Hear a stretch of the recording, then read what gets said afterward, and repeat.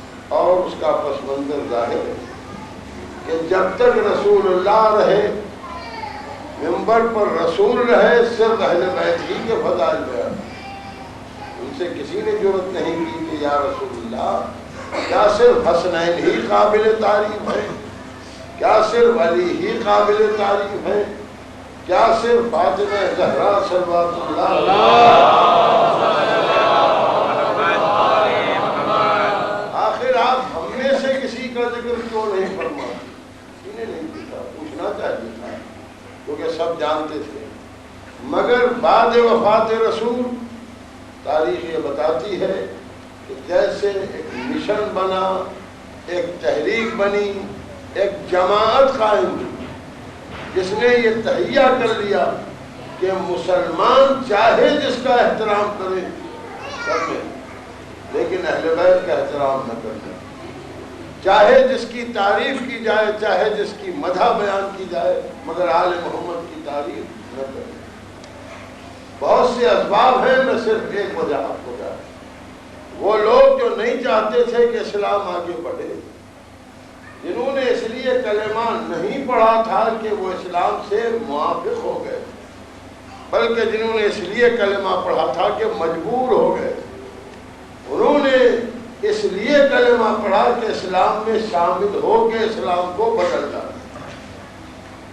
حالت کفر و شرک میں تو اسلام بدلا نہیں جا سکتا، اسلام آ گیا، قرآن نازل ہو گیا، ہم نے مکے سے نکالا نبی کو، ہم نے حملہ کیا، بدر، احد، خندق، خیبر، ہر جگہ شکست پائی، صلحوں کے ذریعے روکا، مگر صلحوں کے ذریعے بھی یہ دین نہیں رک سکا، اور فتح مکہ ہو گئی، حضور آ گئے مکے میں، سب کے لیے امان بھی کہہ دی، ہمارے پاس کچھ کہنے کی گنجائش نہیں، لہذا اب اس میں شامل ہو جاؤ، اس میں داخل ہو جاؤ، اور داخل ہو کے اسے کانٹینیو نہ ہونے دو، اسے آگے نہ بڑھو۔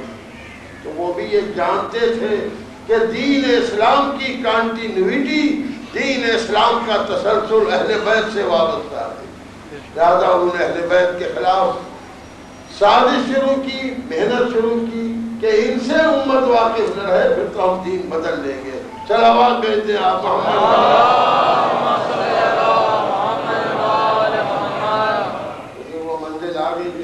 درخواست کروں کہ کسی فرقے کا کوئی عالم انکار نہیں کر سکتا کہ قرآن مجید میں تقریباً 350 آیتیں مدح اہل بیت، سورے کے سورے مدح آل محمد میں آئے، اور اس حقیقت سے بھی کوئی انکار نہیں کر سکتا کہ لاکھوں حدیثیں پیغمبر اسلام نے اپنے اہل بیت کے لیے فرمائی، ایک ایک کو پہچانوایا، اور اس حقیقت سے بھی کوئی انکار نہیں کر سکتا کہ جب جمع حدیث کا کام شروع کیا گیا، مسلمانوں کے لیے حدیثیں جمع کی جانے لگی، تو ایک طرف تو اسلام کے جزیات کے لیے حدیث تدریس کی جانے لگی، اور دوسری طرف اس بات کی کوشش کی جانے لگی کہ جتنی حدیثیں مدح آل محمد میں ہیں وہ ترک کر دیا۔ قرآن کے معنی بدلے گئے، قرآن کی تفسیریں بدلی گئیں، حدیثیں ترک کی گئیں، اور 70,000 ممبروں سے مولا کائنات علی ابن ابی طالب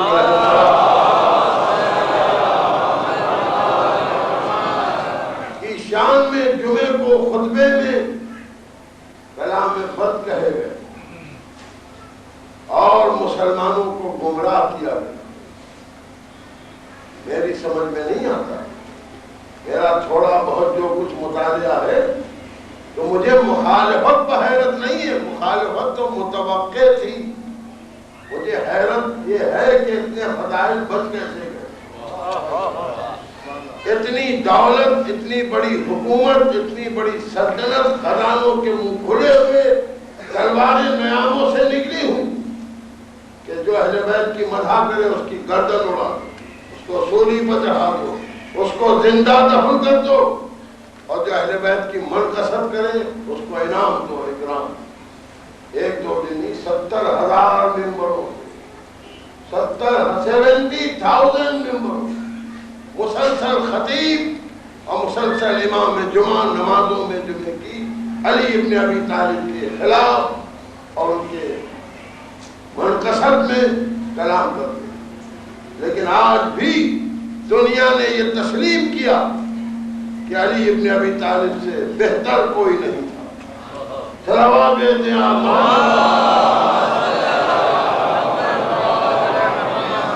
پھر اس کے بعد حسنین علیہ السلام کے خلاف صحیح کی گئی، کوشش کی گئی کیونکہ دین بدلنا مقصد اہل بیت کی مخالفت نہیں تھی، مقصد اللہ کا دین بدلنا تھی، اور یہ جانتے تھے کہ یہ بدلنے نہ دیں گے، یہ بدلنے نہیں دیں گے، لہذا انہیں بدنام کرو تاکہ لوگ ان کی طرف رجوع نہ کریں، تاکہ لوگ ان سے محبت نہ رکھیں، ورنہ یہ سب صحیح بات امت کو بتا دیں گے اور اسلام کا تبدیل کرنا بیکار اور عبث ہو جائے۔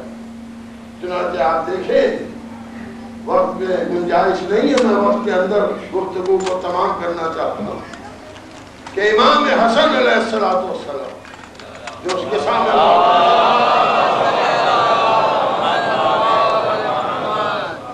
صفت اکبر پیغمبر اسلام کے بڑے نواسے، کون امام حسن جن کی ولادت 15ویں رمضان کو، ماہ سیام اللہ کا مہینہ، اور اس میں امام حسن کی ولادت ہوتی، اور تاریخ لکھتی ہے کہ سرور کائنات کو جیسے ہی خبر ہوئی مسجد سے اٹھے، اپنی بیٹی کے گھر میں تشریف لائے اور کہا لاؤ میرے نواسے کو مجھے دو، مجھے انتظام کر رہی تھی بیویاں، ان میں سے ایک بیوی نے کہا کہ حضور رک جائیں، میں بچے کو غسل تو دے دوں، تو رسول اللہ نے ڈانٹا، کیا کہہ رہی ہے تو اسے کیا پاک کرے گی جس کو اللہ نے پاک کیا؟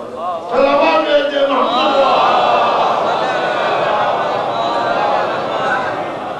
نے ولادت فرمایا، اور پیغمبر نے اپنے آغوش میں لیا امام حسن علیہ السلام، اور جس وقت حسن کی ولادت ہوئی ہے تاریخیں لکھتی ہے ملائکہ کو حکم ہوا، ملائکہ زمین پر جاؤ اور جا کے میرے رسول کی خدمت میں مبارکباد پیش کرو، تہنیت۔ چنانچہ ملائکہ کی فوجیں آسمان سے آئیں اور مدینے میں ملائکہ کا ہجوم، یا رسول اللہ مبارک ہو، یا رسول اللہ مبارک ہو، آپ کے صدق اکبر حسن پیدا ہو، اور نام بھی رسول اللہ نے خود نہیں رکھا بلکہ معبود سے کہا معبود اس بچے کا کیا نام، کہ اس بچے کا وہ نام رکھو جو ہارون کے بیٹے کا نام تھا شبر، اور شبر کی عربی ہے حسن، کیونکہ وہ دوسری زبان عبرانی زبان کا نام تھا، ہبرو جسے کہتے ہیں، ہبرو میں جو شبر کے معنی ہے عربی میں وہی حسن کے معنی۔ یہ بھی ایک اشارہ تھا کہ جیسے موسیٰ کے ساتھ ہارون تھے ویسے تمہارے ساتھ علی ہے، چلو آواز دے دیجئے محمد۔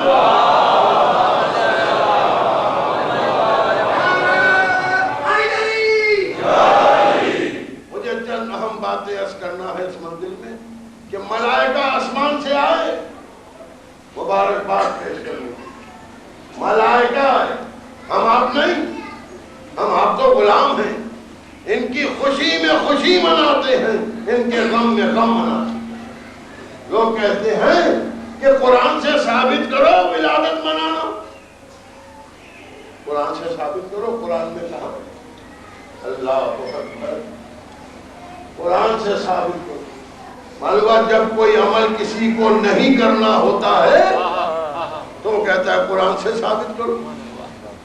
میں علماء سے یہ کہتا ہوں کہ عزاداری، تہنیت، قصیدہ خوانی، محفل، مجلس، آپ کہتے ہیں قرآن سے ثابت کرو، امت خالی ایک بات آپ سے کہتی ہے داڑھی قرآن سے ثابت کرو، 1400 برس ہو گئے ابھی تک قرآن سے تو کوئی ثابت کر نہیں پایا۔ میں کچھ کہہ رہا ہوں، میں تو کہا نہیں وہ تو مڑانا حرامی ہے، ارے قرآن میں دکھائیے، کیونکہ ہر چیز قرآن میں تھوڑی ہے، جب داڑھی نہیں ہے تو یہ بھی قرآن میں نہیں ہے، وہ بھی حکم رسول سے ہے، یہ بھی حکم رسول سے ہے۔ چلو آواز دے دیجیے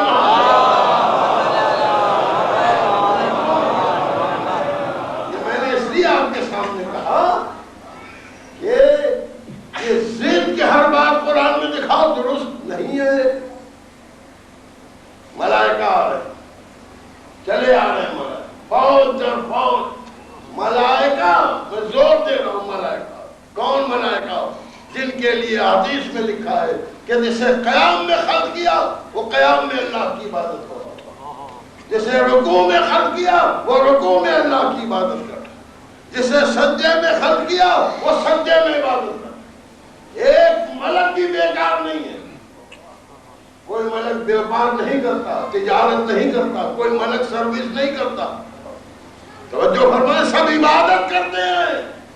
کوئی کھڑے ہوئے عبادت کر رہا ہے، کوئی رکوع میں عبادت کر رہا ہے، کوئی سجدے میں عبادت کر رہا ہے، کوئی بیٹھا ہوا حالت تشہد میں عبادت کر رہا ہے.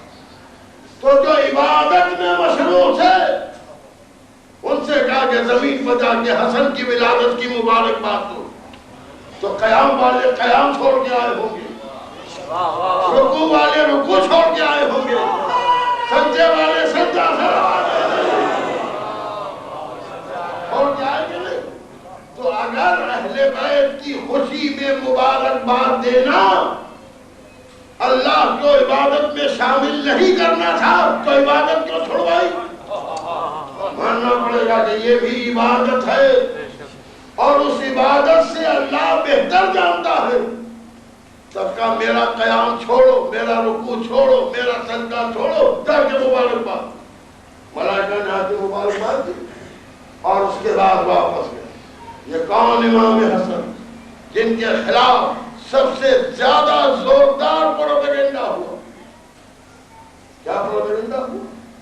3 پروپیگنڈے آپ کے سامنے. ایک پروپیگنڈا تو یہ ہے کہ حسن معاذ اللہ کمزور تھے، چلو کر لی. حسین نے جنگ کی، یعنی دونوں بھائیوں کے مزاجوں میں فرق تھا. ایک صلحجو اور ایک معاذ اللہ جنگجو. توجہ فرمائیے. دوسرا پروپیگنڈا یہ ہے کہ اسراف بہت کرتے تھے، پیسہ بہت خرچ کرتے تھے، دسترخوان بچھاتے تھے، دعوتیں کرتے تھے، کھانے کھلاتے تھے. اور تیسرا پروپیگنڈا یہ کہ روز شادی کرتے تھے. توجہ فرمائی آپ نے. بیک کا جواب جلدی جلدی. جو یہ کہتے ہیں کہ بھائی بھائی کی سیرت میں فرق تھا، انہوں نے امامت کو سمجھا ہی نہیں. یہ سب ایک چادر کے ہیں. ان کی سیرت اور کردار میں کوئی فرق کا سوال ہی پیدا نہیں. اللہ کا رسول کہتا ہے یہ دونوں سردار ہیں جوانان جنت. یہ دونوں امام ہیں، بیٹھے تو امام ہے، کھڑے ہو تو امام. بتا دیا رسول نے ان کی امامت میں شک نہ کرنا. رہ گئی یہ بات، حسن سلو پسند تھے، دیکھیے انہوں نے معاویہ سے سلو کر دی، حسین نے جنگ کر دی. بھائی بھائی کا کردار کا فرق ہے. تاریخ پڑھنا بھی آتی ہے. جس سے امام حسن نے سلو کی تھی اس سے کہاں جنگ کی حسین نے؟ سلح حسن معاویہ سے ہوئی تھی نا. تو کوئی جنگ ہے تاریخ میں حسین کی معاویہ سے؟ کر نہیں. پھر آپ کیسے کہتے ہیں کہ حسن نے سلو کیا؟ بھائی حسن کے ساتھ حسین بھی سلو کیے ہوئے تھے، اور جس سے حسین نے جنگ کی اس سے حسن نے کہاں سلو کی تھی؟ تو یہ مت کہیے کہ بھائی بھائی کا فرق ہے، کہیے باپ بیٹے کا فرق ہے. کہ باپ نے سلو کر لی امامت سے، بیٹے نے جنگ کر لی امامت سے. صلوات بیٹے محمد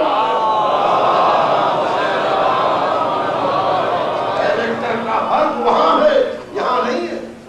جس سے حسن نے سلو کی حسین کی سلو نہیں، اور جس سے حسین نے جنگ کی حسن کی جنگ بھی. یہاں کردار کا فرق نہیں ہے، باپ بیٹے کا فرق ہے.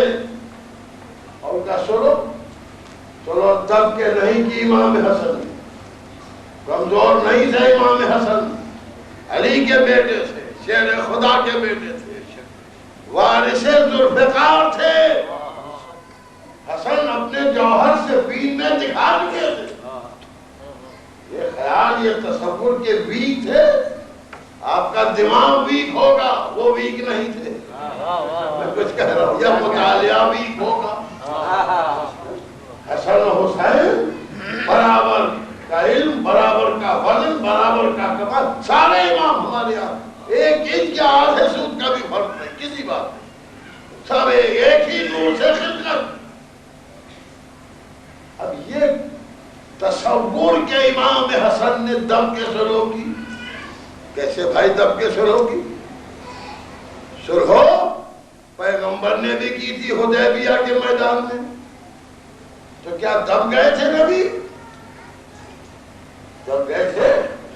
بلکہ صلح کی تھی نبی نے، اور کب کی تھی؟ بدر جیت کے، احد جیت کے، خندق جیت کے، خیبر جیت کے. اتنی لڑائیاں نبی نے جیتی. اور اس کے بعد انہوں نے کہا صلح کر لیجئے، اب کی سال پلٹ جائیے، آئندہ آئیے گا ہم کچھ نہ بولیں گے.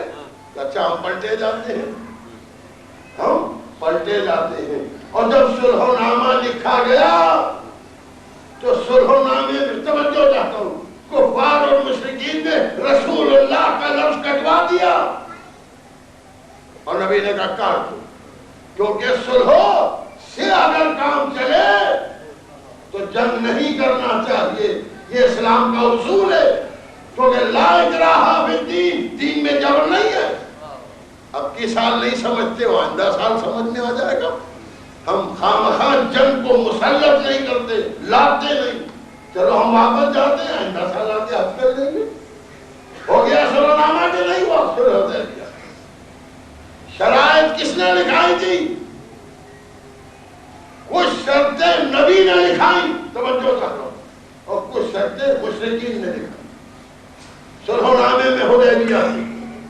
جیسے دنیا میں صلح ہوتی ہے کہ بھائی کچھ کنڈیشنز آپ کی، کچھ کنڈیشنز ہماری، صلح ہو گئی. ایسے ہی صلح حدیبیہ ہوئی ہے. ان کی کنڈیشن یہ کہ ہمارا آدمی آپ پکڑیں گے تو چھوڑ دیں گے، آپ کا آدمی پکڑیں گے تو ہم نہیں چھوڑیں گے. رسول نے کہا منظور. لوگوں نے شک کیا، بڑے بڑوں نے کہا کہ آج جیسا نبوت میں شک ہوا ایسا کبھی ہوا ہی نہیں تھا. تو بدر میں بڑا ایمان آ گیا تھا نبی پر، وہاں تو خندق و خیبر میں بڑے ایماندار تھے، آج شک ہو رہا ہے. تو حضور جب نبی کی صلحوں پہ شک ہوا تو اگر حسن کی صلحوں پہ شک ہو تو حیرت کی کیا بات ہے. اسکول اب ٹھاٹھ ہی وہی ہے. اب امام حسن نے جو صلح کی ہے، تاریخ طبری اور اسلام کی دوسری تاریخیں لکھتی ہیں کہ اس کا واقعہ کیا ہے. یعنی امام حسن علیہ السلام کوفے میں تھے اپنے بابا کی شہادت کے وقت، کل میں نے عرض کیا، اور اہل کوفہ نے حسن کے ہاتھ پر بیعت کی تھی بحیثیت پانچویں خلیفہ. علی چوتھے، حسن پانچویں. توجہ چاہتا، بحیثیت پانچویں خلیفہ کے حسن کے ہاتھ پر بیعت کی تھی. آپ جانتے ہیں بیعت کون کرتا ہے؟ ہم کبھی بیعت نہیں کرتے. ہم کو تو جو اللہ کا رسول بتا دیا، ان کے بعد یہ، ان کے بعد یہ، ان کے بعد یہ، ہم نے مان لیا. ہمارے یہاں بیعت کی ضرورت نہیں ہے. تو جنہوں نے بیعت کی انہوں نے دوسرا امام نہیں مانا، پانچواں خلیفہ مانا. اب جب یہ شام میں خبر پہنچی کہ حسن کے ہاتھ پر بیعت ہو گئی تو لشکر لے کے امیر شام بڑھا، اور امام حسن علیہ السلام کوفے سے مدائن تشریف لائے. مدائن جہاں سلمان فارسی کا روضہ ہے، وہاں تشریف لائے. اور ادھر عراق والوں نے، مدائن والوں نے آپ کے ہاتھ میں بیعت، اور ادھر سے آپ کی طرف سے لشکر معاویہ کے مقابلے کے لیے بڑھا. تو اب یہ لڑائی کس میں ہے؟ چوتھے خلیفہ اور پانچویں میں. توجہ فرمائیے گا میں کیا کہہ رہا ہوں. شام والے چوتھے خلیفہ کی حیثیت سے معاویہ کے ہاتھ پر بیعت کیے ہیں، اور کوفے والے پانچویں خلیفہ کی حیثیت سے امام حسن کے ہاتھ پر بیعت کیے. تو بیعتیوں میں جھگڑا ہے. وہ ادھر سے لشکر لے کے چلے، ادھر سے لشکر کیا. جب امیر شام کو یہ معلوم ہوا کہ ادھر سے لشکر آ رہا ہے تو اس نے دو آدمی بھیجے. ایک نے تو لشکر والوں کو یہ خبر دی کہ امام حسن نے سرنڈر کر دیا اور معاویہ کی بیعت کر لی. تو لشکر والے پریشان ہو گئے، یہ کیا ہوا؟ ہم تو ان کی طرف سے لڑنے آ رہے ہیں، وہ خود ہی بیعت کیے بیٹھے. اور ایک آدمی مدائن بھیجا جس نے یہاں آ کے اعلان کیا کہ اس لشکر نے معاویہ کے ہاتھ پر بیعت کر لی. تو اب یہ پروپیگنڈا دیکھا آپ نے، تمام تاریخیں لکھتی ہیں، اس میں کوئی شیعہ سنی کا اختلاف نہیں ہے۔ اس کا مطلب یہ ہے کہ ایک طرف امامت ہے، ایک طرف سیاست ہے۔ تو جنگی ترکیب ہے دنیا والی، یہ اسلام میں کہاں ہے؟ قرآن جب اس کو اپروو کرتا ہے تو ایک انتشار پیدا ہو گیا۔ وہ بیعتی آئے، مسلح کھینچ لیا امام کا، زانوں پر خنجر مارا۔ آپ نے کیوں بیعت کی؟ ہم نہیں کر رہے بھائی بیعت، ہم نے کہاں بیعت کی؟ ان کا لشکر میں کر لی، لشکر میں بھی نہیں کی، سنتا ہی نہیں کوئی۔ لوگ کہتے ہیں کہ لوگ ہٹ گئے، اچھا ہوا ہٹ گئے، ورنہ ہلڑ میں ہمیں بھی پتہ نہ چلتا کہ اسلام کیا ہے۔ چلو آگے جے محمد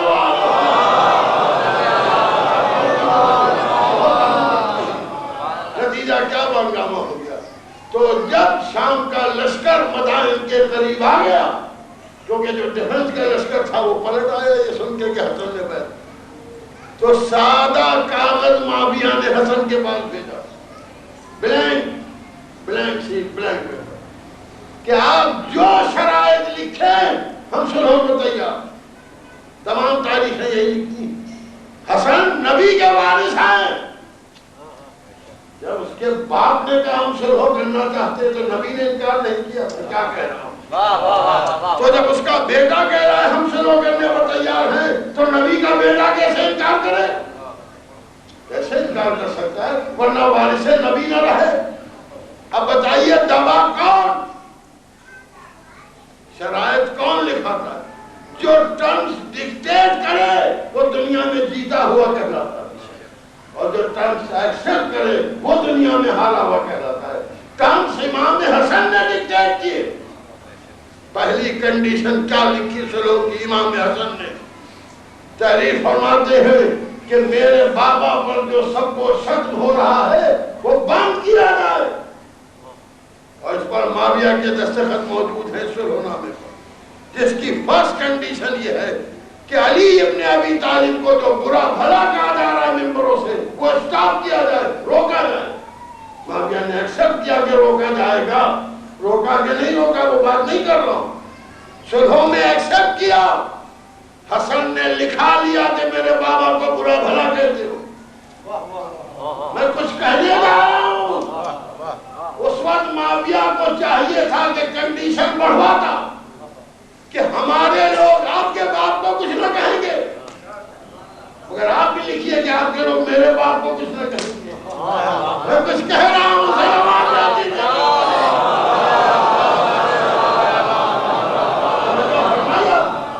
ہمارے آپ کے بیچ میں صلح یک طرفہ ہوئی ہے، آپ علی کو کچھ نہیں کہہ سکتے، ہم آزاد ہیں۔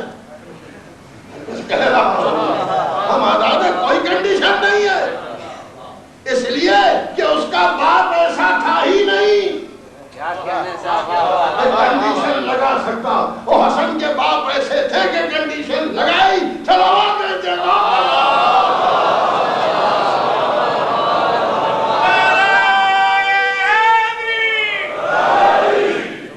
کو کوئی کیسے کھول کے پی جائے۔ دوسری کنڈیشن یہ ہے کہ تو جو حکومت کرے گا، جو گورنمنٹ چلائے گا، اسلامی حکومت چلائے گا، اس میں کوئی آرڈر قرآن و سیرت کے خلاف نہیں ہوگا۔ توجہ چاہ رہا ہوں، میں امور سلطنت میں دخل نہ دوں گا مگر تجھے دین میں دخل دینے کا حق نہ ہوگا۔ کیا کہنا صلح حسن کا؟ معاویہ نے ایکسپٹ کر لیا ہے، گورنمنٹ میری، دین تمہارا۔ اب بھی سمجھنے میں دقت ہے کیوں کلمہ پڑھاتا، جس مال کے لیے کلمہ پڑھاتا وہ دے دیا، جس دین کے لیے کلمہ مجھے تھا وہ بچا دیا۔ چلو آگے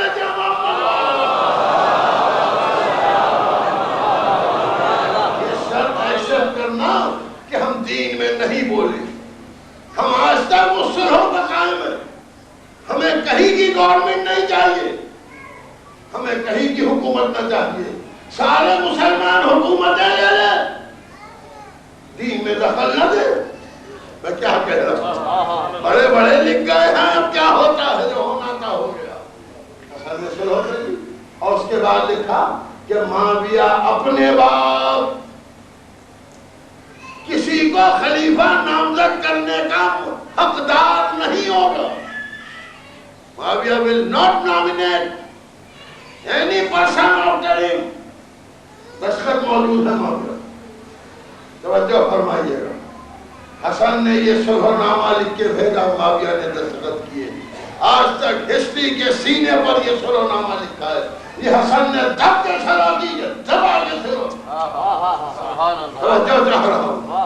گھٹنا سینے پر رکھ دیا, اپنے منہ سے قبول ہو, اپنے قلم سے دستخط کرو کہ تم دین میں اطاعت خدا کے لیے نہیں آئے, مال دنیا کے لیے آئے. چلو محمد امام بنو.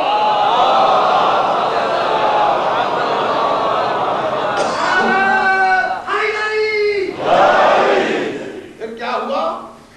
صلح ہو گئی اور ایک رقم طے ہوئی کہ جو بیت المال سے امام حسن کو سالانہ دی جایا کرے. اس کی تاریخ 50,000 درہم لکھ دی. یہ 50,000 درہم جو امام حسن کو ملتے تھے از روح صلح نامہ, اس میں سے ایک درہم بھی حسن نے اپنی ذات پر صرف نہیں کیا. اس کا تھا دسترخوان. توجہ چاہ رہا ہوں. دسترخوان بچھاتے تھے اور فقراء مدینہ آ کے کھاتے تھے. وہ رقم تھی چونکہ حسن اپنی ذات پر صرف نہیں کرنا چاہتے تھے, اس لیے اس کا دسترخوان بچھاتے تھے. اسی وجہ سے جب معاویہ نے یہ سن کے پیغام کہلا بھیجا کہ لا خیر للاسراف, یعنی اسراف میں کوئی خیر نہیں. آپ فضول خرچی کرتے ہیں, آپ اسراف کرتے ہیں, دسترخوان بچھاتے ہیں, سب کو کھانا کھلاتے ہیں غریبوں کو, یہ اسراف ہے. اسراف میں خیر نہیں ہوتی. اچھا, اب ہمیں فتوے کا کلو مل گیا. یہ جو کہتے ہیں یہ نظر و نیاز بدعت, ہم سمجھ گئے کس نے سمجھایا.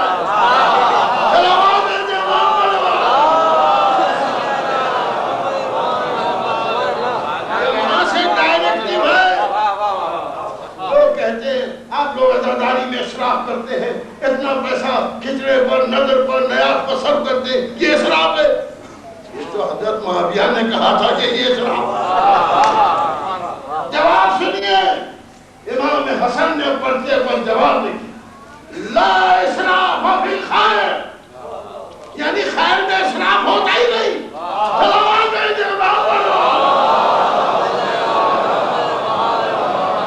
ایسا جملے کا کنسٹرکشن پڑتا ہے امام کہ خیر میں اسراف کا کیا سوال. جتنا انسان خیر کرے, جتنا انسان خیرات کرے, اس میں اسراف ہے ہی نہیں. کیونکہ اسراف کہتے ہیں صرف ہو جانے کو, اور اللہ کہتا ہے کوئی 1 درہم صرف کرے گا تو میں 10 دوں گا, تو اسراف کہاں ہوا؟ یہ تو بزنس ہو گئی. اللہ کی راہ میں خرچ کیے جاؤ, اللہ 10 گنا. یہ مجھے دبئی کا ریٹ نہیں معلوم ہے, لیکن میرے انڈیا میں بینک کا ریٹ 11% ہے. 100 روپے اسٹیٹ بینک آف انڈیا یا کسی بینک میں جمع کریں تو سال بھر کے بعد 11 روپے ملتے ہیں. اللہ کہتا ہے 1 کے 10 دوں گا, اب بینک کہتا ہے 100 کے 11 دوں گا. 100 کے 11 پر مسلمان کو بھروسہ ہے, اللہ کی 1 طرفہ نہیں ہے. صلوات بھیجے محمد. مسلمانوں سے کہتا ہوں کلمہ بدلو, لا الہ الا اسٹیٹ بینک. اس لیے کہ مسلمان کو فکس ڈپازٹ کا بھروسہ ہے, اللہ کی راہ میں خرچ کرنے کا بھروسہ نہیں. خدا کہتا ہے 1 کے 10 دوں گا, 100 دو گے تو 1000 دوں گا. تو کہتا ہے 100 دو گے تو 111 واپس کروں گا. تو 11 پر بھروسہ ہے, 1000 پر نہیں ہے. 10 ٹائمز پر نہیں ہے, 11% پر ہے. توجہ فرمائی آپ نے. تو خیر میں اسراف نہیں ہے. اور آپ دیکھیں کردار اہل بیت کا کہ ایک شخص بیٹھا کھانا کھا رہا, کھاتا جاتا تھا رکھتا جاتا, کھاتا جاتا تھا رکھتا. امام حسن نے دیکھا کہ بھائی تو پیٹ بھر کے کھا لے، اگر کسی اور کے لیے لے جانا چاہتا ہے تو میں باندھ دوں گا، لے جانا۔ کہ نہیں، میرے ساتھ کوئی نہیں ہے۔ میں نے آ کے پہلے مسجد میں نماز پڑھی تو میں نے دیکھا ایک شخص جو کی سوکھی روٹیاں، یہ میں اس کے لیے جمع کر۔ امام حسن نے کہا بھائی اس کے لیے نہ جمع کر، وہ میرا باپ ہے۔ اللہ اکبر۔ آپ نے ملاحظہ فرمایا، اس سے یہ ثابت ہوتا ہے کہ حسن کا دسترخوان صلحوں کے بعد ہی نہیں بچھا، پہلے سے تھا۔ یعنی امام حسن علیہ السلام ہمیشہ سے امت کو اپنے پیسے سے کھلاتے ہی آئے، دسترخوان بچھاتے ہی آئے۔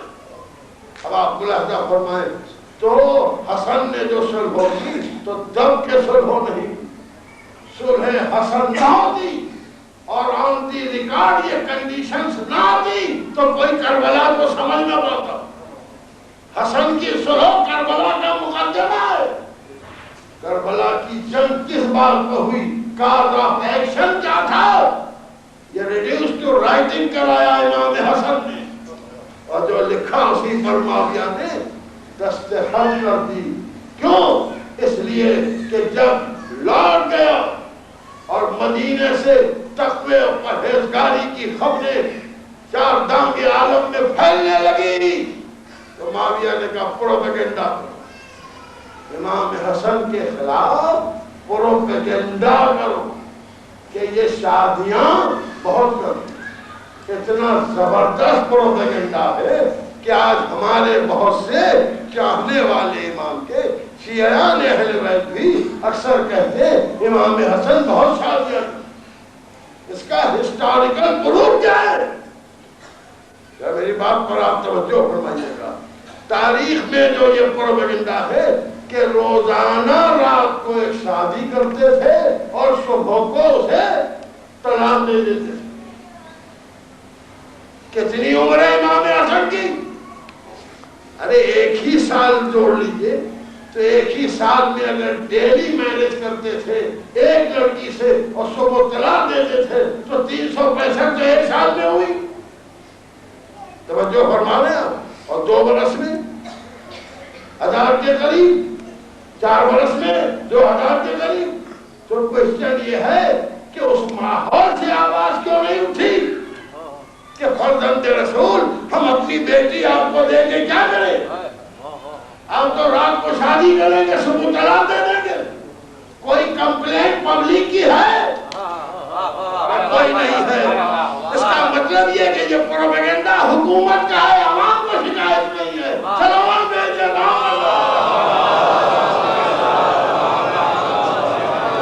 اور دوسری چیز، جب دسترخوان بچھا کے کھانا کھلایا تو آپ نے لیٹر بھیجا کہ خیر میں اسراف نہ کیجئے، اور جب شادیاں کی تو کیوں نہیں کوئی کمپلین کی؟ کہنا چاہیے کہ نہیں کہنا چاہیے کہ یہ تو سیرت رسول کے خلاف ہے، کہ آپ نبی کے نواسے ہو کے یہ کیا کر رہے ہیں؟ یہ پروپیگنڈا اس لیے شروع کیا گیا کہ حسن روز شادی کرتے تاکہ ایسی عورت کی تلاش تھی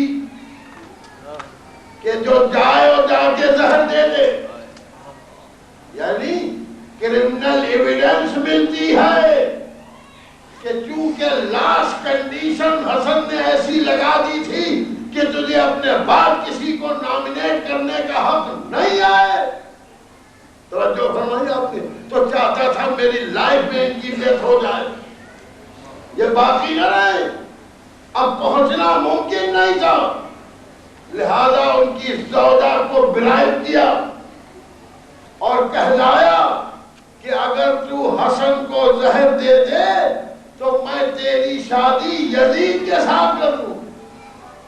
حسن کے ساتھ تو ہے تو تجھے کیا ملتا ہے؟ اور یزید کی بیوی ہوگی تو اتنی بڑی سلطنت کی رانی بن جائے گی۔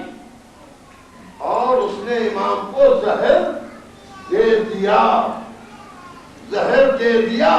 کیا یزید کے ساتھ معاویہ نے اس کی شادی کی؟ توجہ چاہ رہا ہوں، نہیں کی۔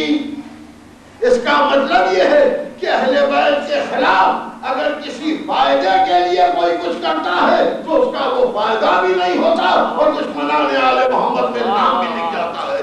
چلو وقت محمد والا. اب اس سے آپ ماحول کا اندازہ لگائیں. زہر شام سے آیا تھا, زہر معاویہ نے بھیجا تھا. امام حسن کی شہادت کا سبب خود معاویہ بنا تھا اور اس نے اس زہر کو اس لیے بھیجا تھا کہ امام شہید ہو جائے, اور امام حسن کو شہید کر دیا. اور زہر جب امام حسن شہید ہو گئے, بڑی نازک منزل آ گئی, خاص توجہ کا. تو مدینے والوں کا پروپیگنڈا یہ تھا کہ ہم آل رسول کے ساتھ آئیں, شام والے معاویہ کے ساتھ. تو حسین ابن علی اپنے بھائی کا جنازہ لے کے چلے نانا کے روضے کی طرف, تو مدینے والے تیر و کمان لے کے کھڑے ہو گئے کہ ہم حسن کے جنازے کو روضہ رسول میں نہ جانے دیں گے. اور تیر لے کے کھڑے ہی نہیں ہوئے بلکہ تیر چلائے اور کچھ تیر آ کے امام حسن کے جنازے میں لگے, پیوست ہوئے. حسین نے کہا اب جنازے کو جنت البقیع کی طرف لے چلو. اس وقت جناب عباس کے غیظ کا یہ عالم تھا کہ کوئی عباس کو روک نہیں سکتا تھا. مگر حسین نے کہا بھیا عباس, ہمیں ابھی جنگ نہیں کرنا ہے, صبر سے کام لو اور لے جا کے ماں کے ساتھ دفن کر دیا جنت البقیع.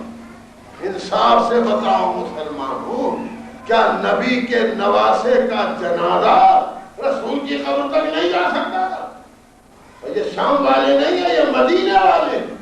یہ میں اس لیے کہہ رہا ہوں کہ جو میں نے شروع میں بات کہی تھی کہ پوری کانسپریسی کی پورا انتظام تھا کہ اہل بیت کی مخالفت کی جائے.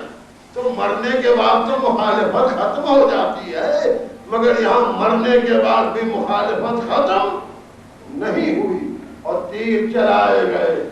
امام حسن کا جنازہ جنت البقیع میں دفن ہوا. آج بھی آپ کو معلوم ہے, خدا آپ کو حج سے مشرف کرے, خدا آپ کو مدینے کی زیارت سے مشرف کرے. جب آپ جائیں گے تو دیکھیں گے کہ ائمہ کی قبور پر سایہ نہیں, سارے مدینے میں مرکری لائٹ لگی ہوئی ہے, لیکن جنت البقیع میں ایک پول بھی نہیں ہے, ایک بلب بھی نہیں.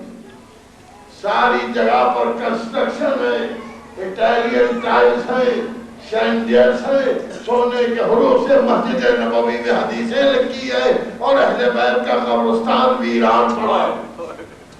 کیا اتنا بھی حق آل رسول کا امت کو نہیں ہے کہ ان کے روضوں کو گرا دیا گیا, منہدم کر دیا گیا, قبریں دن کی دھوپ رات کی ہو, اور کسی کو اجازت نہیں ہے, اجازت نہیں ہے کسی کو کہ کوئی جائے اگر شریعت کے خلاف ہے.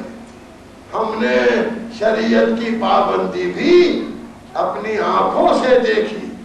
آپ کو معلوم ہوگا کہ جب پاکستان کے پریزیڈنٹ صدر ایوب حج کرنے گئے تھے تو روضہ رسول کے سامنے جھک کے انہوں نے بوسہ دیا تھا اور ایک ڈنڈا نہیں پڑا تھا ان کو.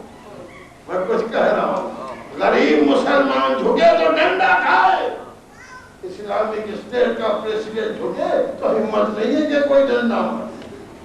کیا ہے, جس کے پاس طاقت ہے اس کے لیے فتویٰ اور ہے, اور جس کے پاس محبت ہے اس کے لیے فتویٰ اور ہے. اور حضور میں آپ کے سامنے عرض کر رہا ہوں کہ اسی جنت البقیع میں ہندوستان, پاکستان اور دوسرے ممالک کا غریب مسلمان اپنے نبی کے نواسے کی قبر تک جانا چاہے تو دروازہ بند ہے, لیکن اگر ایران کا مجاہد پہنچ جائے تو پولیس ہتھیار گرا دیتی، ان سے نہ بولنا۔ معلوم ہے جس کے پاس طاقت ہے اس کے لیے فتویٰ اور ہے، جو غریب ہے اس کے لیے فتویٰ اور ہے۔ یہ آج کے آپ کے سامنے مظاہرہ ہو رہا ہے تو 1400 برس میں کتنے فتوے بدلے ہوں گے۔ یہی حال ہمارے ہندوستان کا ہے۔ توجہ فرمائیے گا، حسین ابن علی کا محرم جب قریب آتا ہے بڑے بڑے پوسٹر نکلتے ہیں ہندوستان، مسلمانوں گمراہی سے بچو، رو نہیں، گریہ نہ کرو، سوگ نہ مناؤ، اسلام میں رونا بدعت ہے، سوگ منانا بدعت ہے، قرآن پڑھو۔ اور ابھی جب آپ نے سنا ہوگا کہ ہندوستان کی پرائم منسٹر اندرا گاندھی کا مرڈر ہوا، سارے بڑے بڑے داڑھی والے قرآن بھی پڑھ رہے تھے، رو بھی رہے، ٹی وی پر دیکھا ہوگا لوگوں نے، اور یہی نہیں طواف بھی کر رہے تھے۔ میں کچھ کہہ رہا ہوں، میں نے اپنی آنکھوں سے بہت سے داڑھی والے مسلمانوں کو جھکتے بھی دیکھا، علم کے سامنے جھکے جو بت پرستی، اندرا جی کی میت کو پرنام کریں، سنت رسول۔ آپ انصاف سے بتائیے، یہ اس لیے کہہ رہا ہوں کہ یہ اسلام پیش کریں گے، دولت و طاقت کے سامنے جھک جاتے ہیں۔ میں بمبئی میں اسرا پڑھ رہا تھا، میں نے چیلنج کیا کہ جس طرح کے پوسٹر محرم میں نکلتے ہیں اب نکلے کہ اندرا کی میت رکھی ہے، خبردار مسلمانوں اس کے سامنے جھکنا نہیں، اس پر پھول نہ چڑھانا۔ توجہ چاہ رہا ہوں، اس پر کوئی جا کے تعزیت راجیو گاندھی سے نالا کرنا، دیکھو آنکھ میں آنسو نہ آنے پائے۔ ایک پوسٹر نکلا نہ ایک پمفلیٹ نکلا، اور جب پوچھو کیوں نہیں دیا، اچھا آپ کیا غدار کہلانا چاہتے ہیں؟